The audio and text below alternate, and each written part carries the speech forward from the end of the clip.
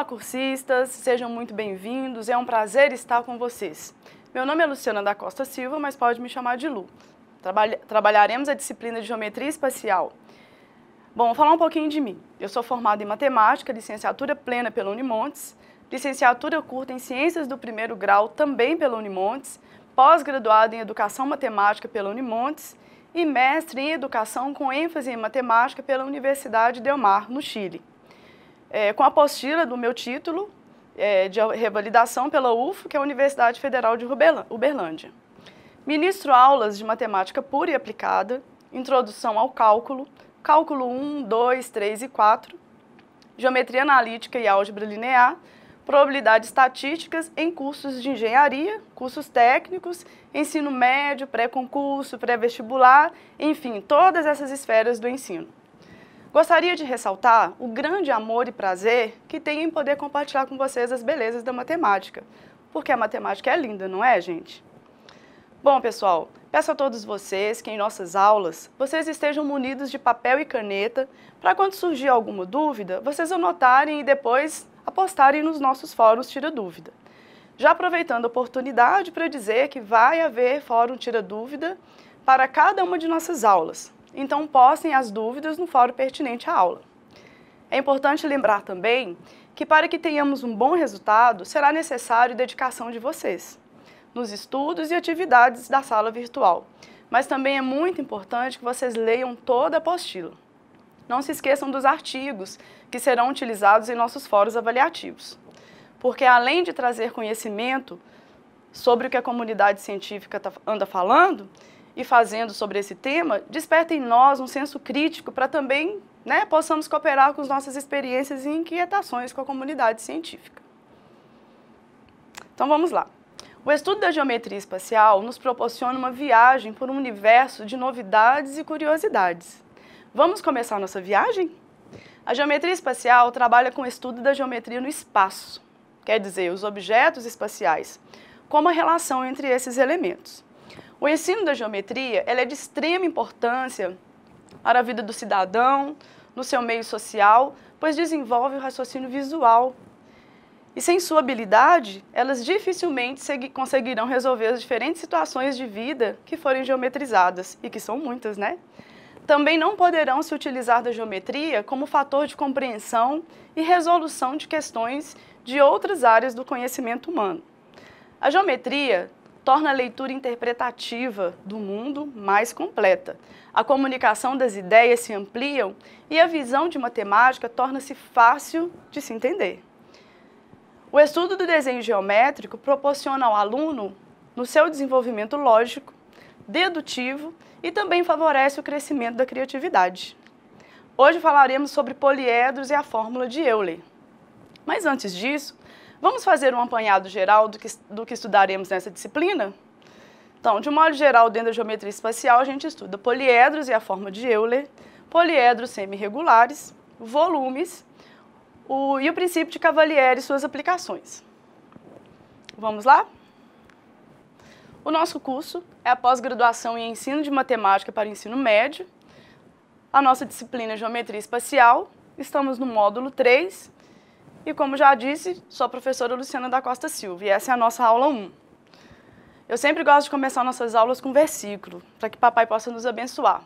E o de hoje é Provérbios 4,18, que diz o seguinte: mas a vereda do justo é como a luz da aurora, que vai brilhando mais e mais até ser dia perfeito.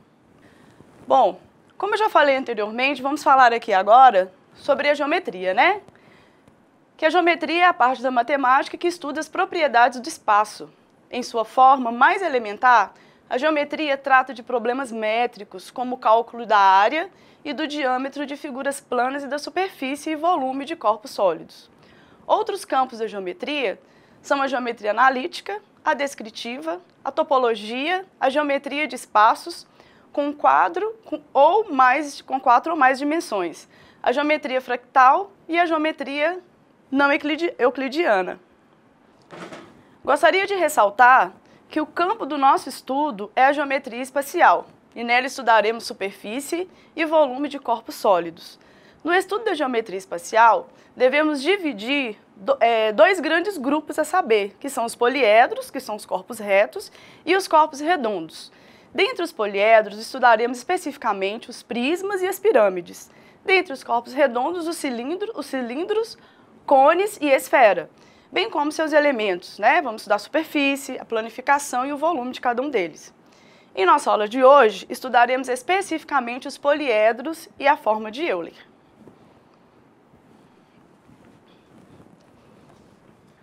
Como podemos observar, superfícies poliédricas fechadas, ela é composta de um número finito, 4 ou mais, de superfícies poligonais planas, de modo que cada lado de uma dessas superfícies coincida com apenas um lado de algumas de outras superfícies.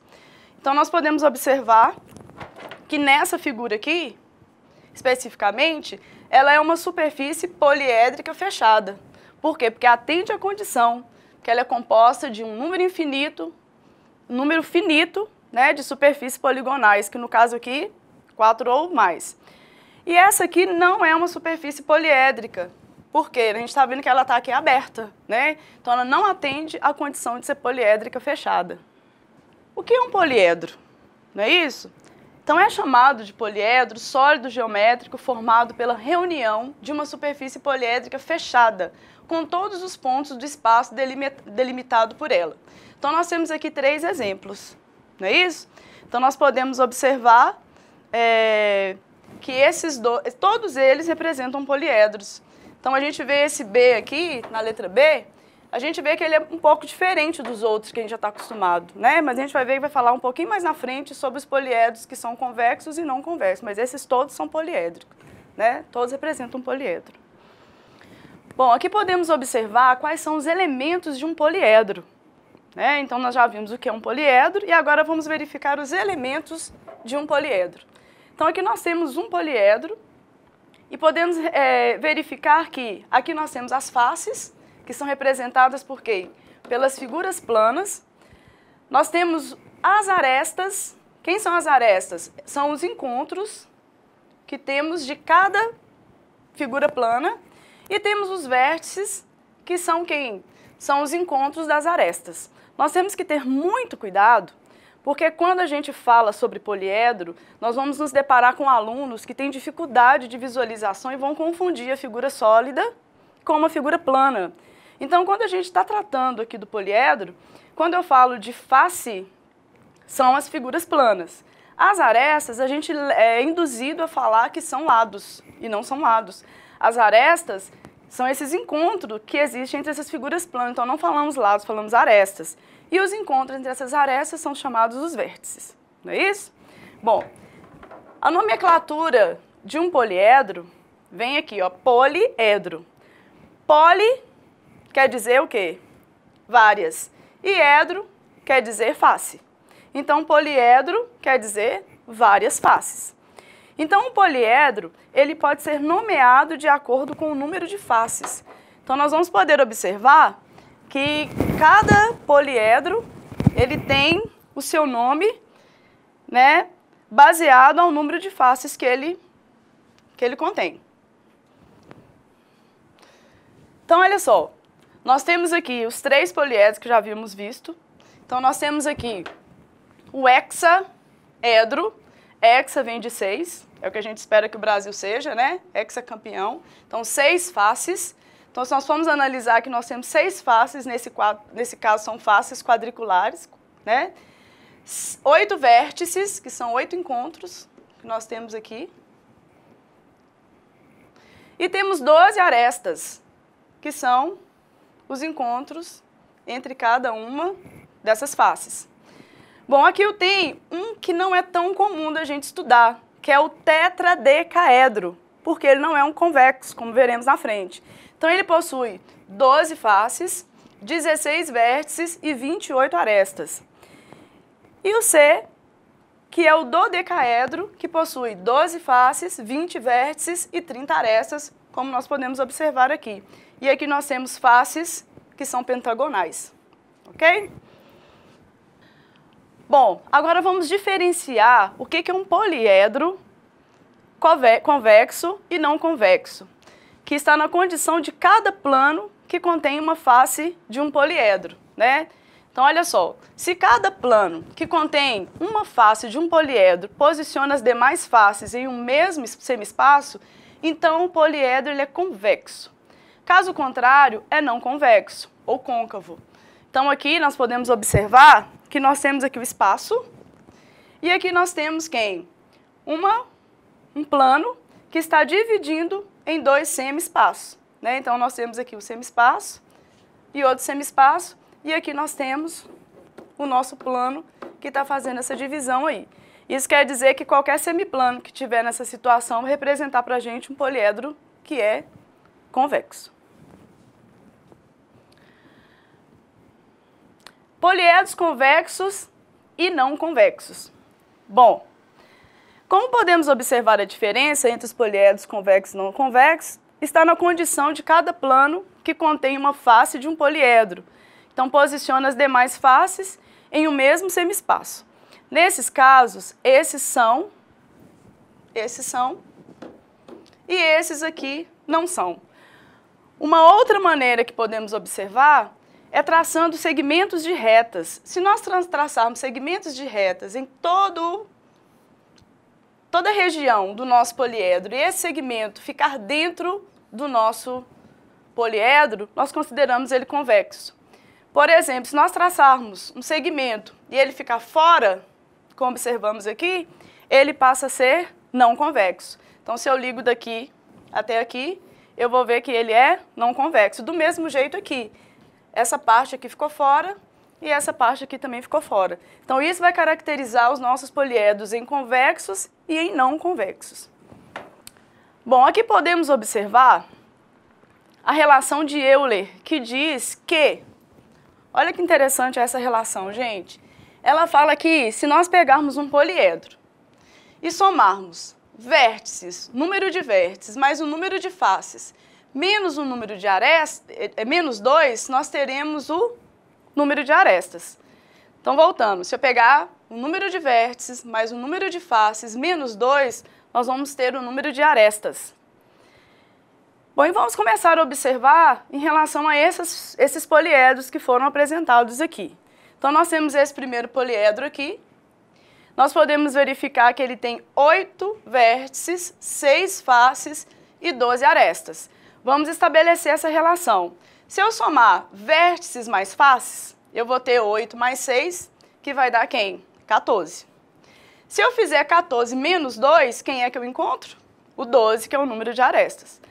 A mesma coisa eu posso observar nesse segundo poliedro, que ele possui 6 vértices, 6 faces e 10 arestas.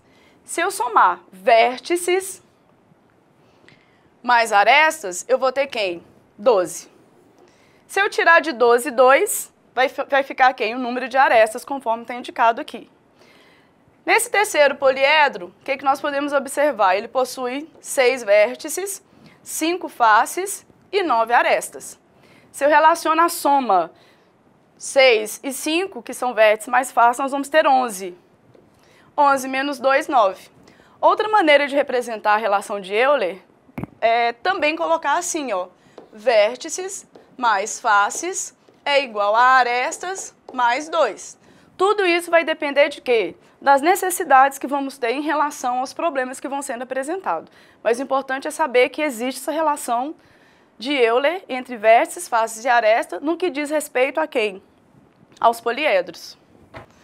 Bom, até aqui podemos identificar um poliedro convexo e um poliedro não convexo. Conhecemos a relação de Euler, que relaciona o número de vértices, faces e arestas. Levanto agora um questionamento nesse momento. Será que a relação de Euler é válida para todo poliedro convexo? Outro questionamento. Podemos afirmar que se um poliedro atende às relações de Euler, ele é convexo? Vamos acompanhar agora e vamos verificar que essa realidade pode ser um pouco diferente. Agora nós vamos ver se realmente a relação de Euler atende para esse poliedro que ele é não convexo. Então, nós podemos observar que se formos traçar aqui um segmento daqui até aqui, nós vamos traçar um segmento daqui até aqui, ele vai ficar fora nesse momento, nesse espaço aqui. Então, ele é não convexo. Bom, então agora eu quero ver, está dizendo que todo poliedro convexo satisfaz a relação de Euler. Será que esse aqui, que não é convexo, ele vai atender a relação de Euler também? Bom, está indicando que ele tem o quê? 24 vértices, 14 faces e 36 arestas. A relação de Euler diz que vértices mais faces menos 2 é igual ao número de arestas. E se formos verificar 24 com mais 14, nós temos 38. 38 menos 2 gera para a gente 36. E aí, que conclusão que podemos chegar? Que todo poliedro convexo satisfaz a relação de Euler, mas nem sempre um poliedro que satisfaz essa relação, ele é convexo. Então, nós podemos observar isso aí, que esse é um sólido não convexo, mas que ele atende a relação de Euler, ok? Bom, agora faremos juntos alguns exemplos envolvendo a relação de Euler. Vamos lá?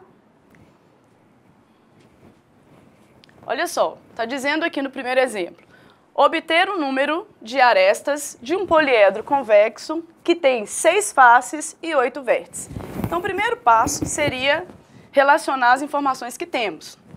Faces igual a 6, vértices igual a 8. Está perguntando o quê? Qual é o número de arestas? Então, eu quero saber quantas são arestas. Então, essa aqui ficou fácil, não é isso? O que nós sabemos? Que vértices mais face menos 2 é igual ao número de arestas. Vamos substituir a equação, que é a relação de Euler, e vamos verificar que 8 mais 6 menos 2 vai ser igual ao valor que representa para a gente o número de arestas. Então, nós temos quantas arestas? 8 mais 6, 14 menos 2, 12. Então, nós podemos afirmar que A é igual a 12, que está representando para a gente o número de arestas. Segundo exemplo. Quantos vértices tem um poliedro convexo com 4 faces triangulares e 5 faces quadradas? Bom, esse exemplo exige da gente um pouquinho mais de raciocínio. Por quê? Porque não deu pronto. Nós vamos ter que saber aí esses dados que vão ser em relação às faces e às arestas. Por que está perguntando quantos vértices? E lembrando, pessoal, que vértice é uma palavra masculina. Então, a gente não fala vértice, é o vértice. Então, aqui quer saber quantos vértices que temos. Bom, está falando que é um poliedro convexo, ótimo, com 4 faces. Então, eu sei aqui que o número de faces vai ser o quê? Vai estar desenvolvido em 2 partes. Eu tenho 4 faces que são triangulares. E tenho 5 faces que são quadradas. O que isso quer dizer para nós? Bom, eu vou raciocinar e entender que se um triângulo tem 3 arestas, tem 3 lados, isso vai gerar para a gente quantas arestas possíveis? 4 vezes 3 vai gerar para a gente, 4 vezes 3, 12 possíveis arestas. E aqui no que diz as 5 faces quadradas, como o quadrado tem 4 lados, isso pode gerar para a gente quantas arestas? Então aqui, nesse caso, 12 arestas.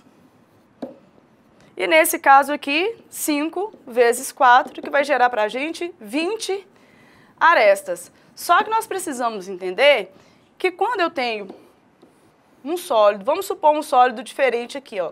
Vamos pegar esse sólido aqui. Bom, eu posso ver que ele tem quantas faces quadradas? Nós temos 6. 1, 2, 3, 4, 5, 6.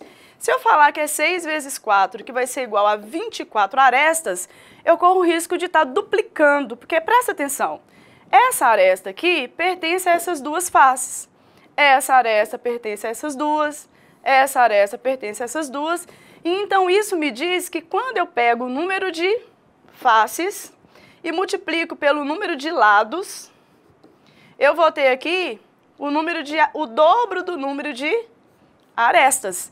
Então, nesse caso, eu vou somar o total de arestas, que vai gerar para a gente quem? 32. E vou dividir por 2. Por quê? Porque as arestas aparecem duplicadas. Então, nós vamos ter quem? 16 arestas. essa vai ser a informação que eu vou utilizar.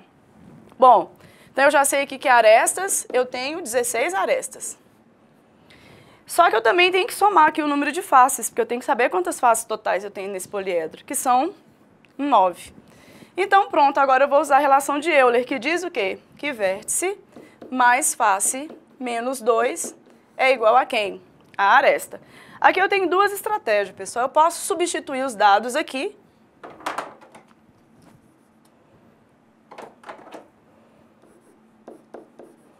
Eu posso substituir os dados aqui nessa fórmula, ou então eu posso ajustar a fórmula para o que está me pedindo, que é isolar o vértice e deixar simplesmente a aresta menos face mais 2. E vamos verificar que vai dar o mesmo resultado. Vamos agora substituir os dados que temos. Bom, vértice eu não tenho, mais número de faces, ao todo eu tenho 9, menos 2, que vai ser igual ao número de arestas, que é 16. Então, nesse caso aqui, vértice vai ser igual a 16 menos 9 mais 2, vértice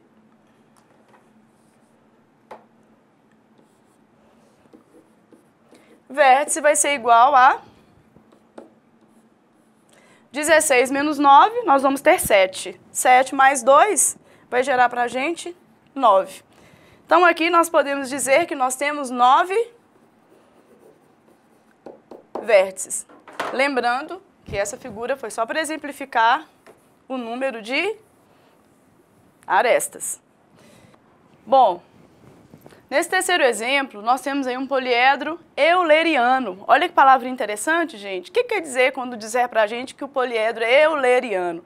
Quer dizer que ele atende à relação de Euler. E como que ele é caracterizado? Ele tem 7 vértices, que tem 5 vértices, nos quais concorrem 4 arestas, e 2 vértices nos quais concorrem 5 arestas. Quantas arestas e quantas faces tem esse poliedro? Nesse terceiro exemplo, nós temos aí uma situação de um poliedro euleriano. Quer dizer, que atende à relação de Euler. De 7 vértices, tem 5 vértices nos quais concorrem 4 arestas e 2 vértices nos quais concorrem 5 arestas. Quantas arestas e quantas faces tem esse poliedro?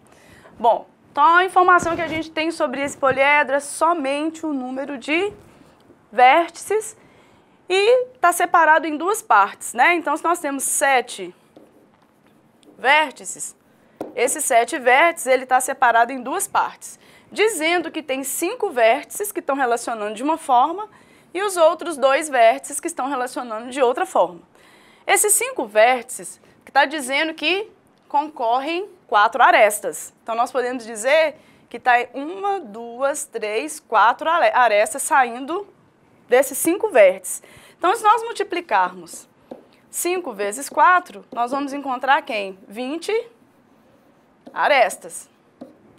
Bom, já do vértice 2, concorrem 5 arestas. Então, 1, 2, 3, 4, 5, que podemos representar como 2 vezes 5, que vai gerar para a gente 10 arestas. Mas como nós já observamos, esse número de arestas, que nós temos aqui um total de 30, representa para a gente tudo duplicado, não é mesmo? Então, o que a gente precisa fazer? Pegar um número de arestas que são 30, vamos dividir por 2 e vamos verificar que esse poliedro euleriano, ele tem na realidade 15 arestas só. Quais informações que temos? Que nós temos ao todo número de vértices igual a 7, número de arestas igual a 15, e está perguntando para a gente aí quantas arestas e quantas faces tem este poliedro. Beleza, arestas nós já encontramos, que são 15. E quantas faces? Vamos utilizar a relação de Euler novamente. A relação de Euler diz que vértice mais face menos 2 é igual ao número de arestas. Vértice nós temos 7, mais faces não sei quantas, menos 2 vai ser igual ao número de arestas, que é igual a 15. Então, face vai ser igual a 15 menos 7 mais 2. Então, face vai ser igual a 15 menos 7, 8, mais 2, 10. Então, nós temos aí, como resposta para o nosso questionamento aí, nosso exemplo, que arestas, nós temos 15, e face nós temos 10. Bom, pessoal, falamos bastante sobre a relação de Euler e como que ela é importante, né, no nosso desenvolvimento, nesses questionamentos de como relacionar. E agora nós iremos falar sobre os 5 poliedros especiais, que são os poliedros de Platão. Bom, agora nós iremos falar sobre os poliedros de Platão, que são os 5 poliedros mais importantes. E eles têm relações entre si muito interessantes, e cada um deles. Além de se tratar de poliedros regulares, o que é um poliedro regular? É um poliedro que possui todas as suas faces, polígonos regulares, quer dizer, todas as faces com lados do mesmo tamanho, e a partir de cada vértice do poliedro, também está saindo o mesmo número de arestas. Então aqui nós temos o tetraedro, que é o primeiro que a gente vai trabalhar. Tetra vai lembrar de 4, não é isso? Então eu vou dizer que aqui nós temos as faces do quê? Triangulares. Então ele é um polígono que possui 4 faces triangulares. E esses triângulos representam para a gente triângulos equiláteros. É sempre bom a gente lembrar, não é isso? Que possui todos os lados iguais, já que é regular. Bom, o hexaedro vem de hexa, que lembra da gente? 6. E podemos observar que todas as suas faces são quadriláteros. Então, o quadrilátero reto, que representa para a gente com 4 lados, então nós podemos dizer que é o quadrado, né? Então, o hexaedro possui 4 faces quadradas. 4 faces quadradas, né? Que é quadrado porque um quadrilátero regular. Bom, nós temos aqui o octaedro. Olha lá, octa. Octa lembra quem? 8. Então nós temos aqui 8 faces. E as faces que representam o octaedro são triângulos, né? Então nós temos 8 faces triangulares. E esses triângulos também são triângulos equiláteros.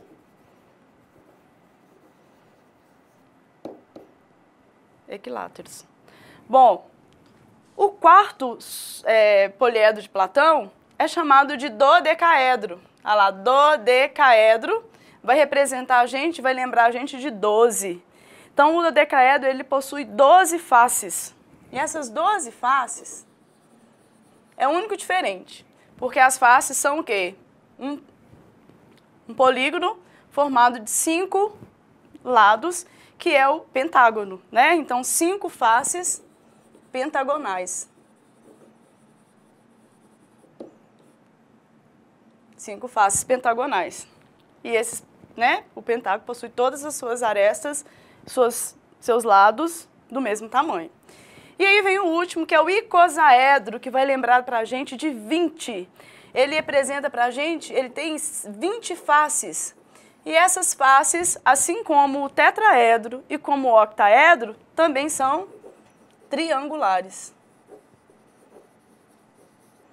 Então, se essas faces estão triangulares, elas também são triângulos equiláteros. Triângulos equiláteros. Bom, lembramos também que o poliedro de Platão, ele atende a todas as relações de Euler, que a gente vai verificar, além de tudo, que a partir de cada vérticezinho desses poliedros, vão partir o mesmo número de arestas, né, o número de as faces, todas elas são regulares, e aí a gente pode estabelecer a fórmula de Euler. Então, pessoal, que tal fazer com que nossas aulas sejam mais criativas e, além de tudo, saborosas? Que tal estudarmos os sólidos geométricos de maneira a fazer com que o aluno tenha mais interesse? Então, nós vamos utilizar agora uma prática bem saborosa. Por quê? Porque vamos usar jujuba, aquela balinha deliciosa, vamos utilizar palitinho, aqueles de espetinho, e vamos utilizar palito de dente. Bom, vocês vão verificar que, dependendo da nossa criatividade, esse material pode fazer coisas lindas e deliciosas também. Bom, eu vou mostrar para vocês como que a gente vai fazer o poliedro de Platão, o tetraedro, ok? Então, o tetraedro, ele é formado, como base dele, né? As suas faces são triangulares. Então, vou pegar aqui 3 palitinhos de dente e vou pegar aqui 3 jujuba, que vão ser os vértices do meu triângulo, ok? Olha lá. Um triângulo normal possui 3 vértices e 3 lados. Então, nós temos aqui o nosso triângulo, que vai ser a base. Vamos fazer outros triângulos. O que a gente precisa fazer? Nós vamos ter agora mais 3 faces, que vão gerar para a gente 4 faces, por isso tetraedro. Então, o que a gente vai fazer? Nós vamos colocar aqui mais uma aresta, outra aresta e mais uma aresta. Vamos juntar essas arestas. Quem junta as arestas? O vértice. Então, vamos pegar mais uma jujuba e vamos ligar. E olha que lindo, nós temos aqui o nosso tetraedro.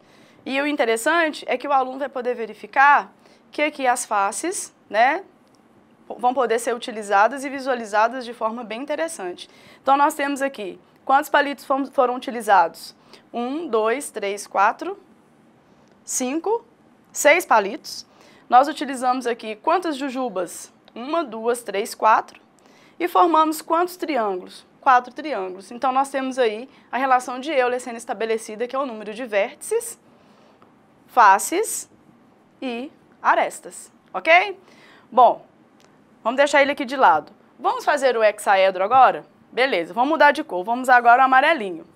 E vou fazer o hexaedro usando agora os palitinhos. Primeira coisa que a gente vai verificar se eles estão todos do mesmo tamanho, porque temos que lembrar que o nosso poliedro, ele é regular e tem que ter todas as arestas do mesmo tamanho. Então, vamos deixar as nossas arestas separadas, ok? Nós temos as arestas aqui. E para a gente começar a lembrar, vamos lá. O hexaedro tem 6 faces, e essas faces são quadrangulares, né? Que são quadradas. Então, 6 vezes 4, 24. Divido por 2, porque cada face repete. Então, 24 dividido por 2, 12. Então, já pode deixar separado aqui. 1, 2, 3, 4, 5, 6, 7, 8, 9, 10, 11, 12. Vamos conferir se está tudo do mesmo tamanho. E vamos lá fazer o nosso hexaedro, beleza? A nossa base agora ela é quadrangular. Bom, se a gente quer volume para visualização melhor, nós vamos ter aqui, né? Fica melhor aqui. Vamos utilizar a amarelinha que tem mais. Então, aqui. Vou fazer agora. Outra.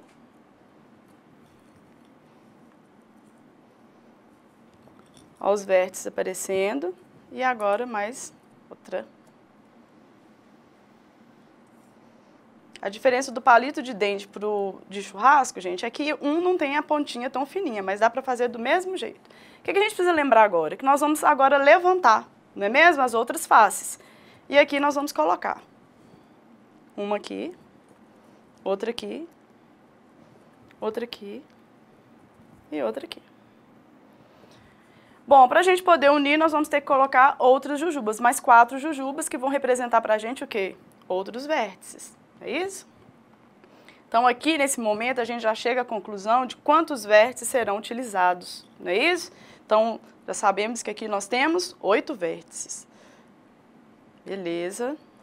Agora, nós vamos unir cada um deles com as nossas arestas. E, de certa forma, vai dar a sustentação que precisa, né?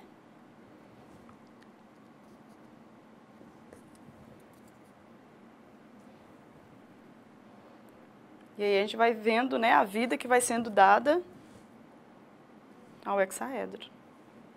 E a gente pode ver aí o hexaedro, né, bem legal, com as suas 6 faces, com as suas os seus 8 vértices e as suas 12 arestas que foram utilizadas, ok? E aí a gente pode fazer todos os outros. Quero dar uma dica aqui importante em relação ao icosaedro. Como fazer o icosaedro? Dá para fazer? Dá para fazer todos, eu vou mostrar para vocês. O que a gente tem que entender? Que o icosaedro, ele parte de cada vértice 5 arestas. Então, a gente já começa a fazer, vou fazer com palito que fica melhor. Vamos fazer um triângulo. que são faces triangulares, não é isso? Beleza. Bom, e aqui, como que eu vou fazer agora para juntar aquele icosaedro? Nós vamos fazer triângulos e lembrar que a partir de cada um vértice vão aparecer quantos outros? Cada um vértice, 5 arestas. Eu já tenho 2, então já vou colocar mais 2 aqui. E vou fechar o meu triângulo.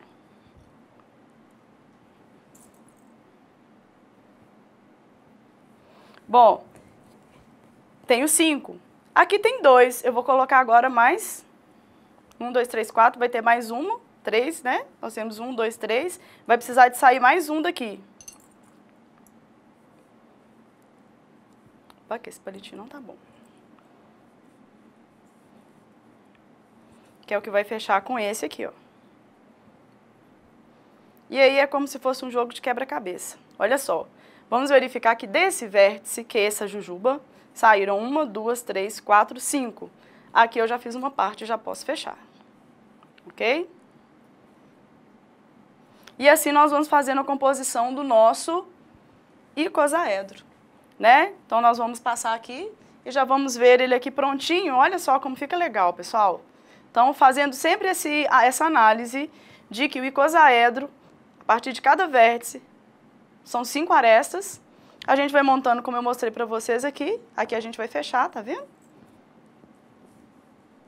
E vamos fazer o outro igual a esse e vamos encaixando, ok?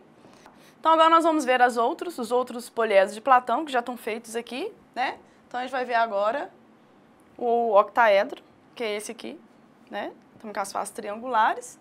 E também o dodecaedro, que também já está pronto, que são as faces pentagonais. Então nós podemos fazer todos esses aqui, lembrando que o primeiro que a gente forma é a base, que é um pentágono, né? Vamos usar aí o número de palitos que queremos para formar as nossas figuras, ok? Bom, só os poliedros de Platão que podemos fazer, não podemos fazer qualquer poliedro que a gente queira. E quero aproveitar e chamar a atenção para os poliedros que iremos estudar na nossa próxima aula, que são sobre os prismas. E eu fiz alguns prismas aqui. Então, o que é um prisma? Nós temos aqui um prisma, ele é um poliedro que possui o quê? Ele possui 2 bases, tá vendo? E as suas faces laterais, elas são quadriláteros. Esse aqui é reto, mas se a gente der uma tombada nele aqui, o que ele vai ficar? Ele vai ficar oblíquo, ok? Nós iremos falar mais sobre isso na frente. Então, tem outros aqui que podemos utilizar. Aqui nós temos um prisma, que é um prisma pentagonal. Olha só, a base dele é um pentágono e nós temos 2 bases, a inferior e a superior, e novamente as suas faces são todas quadriláteros. E temos também